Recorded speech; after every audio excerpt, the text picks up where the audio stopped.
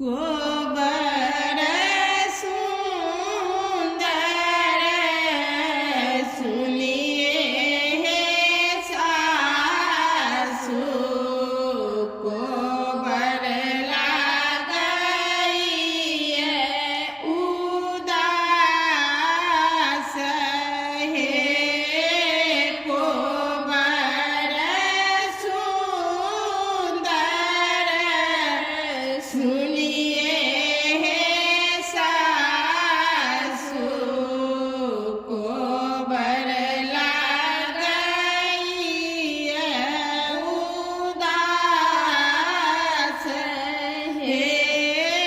केहन बेटा जनम लऊ हे सासु हुनका बुद्धि नहीं ज्ञान हे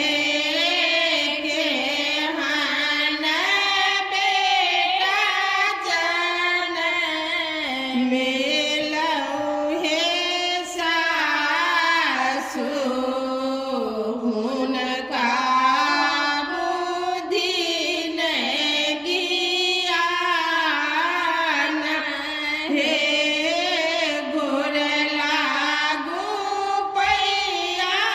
परू सुंदर बालमुजी मान लिया हमरो के बात हे गोर लागू पैया परू सुंदर बालमुजी मान लिया हमरो के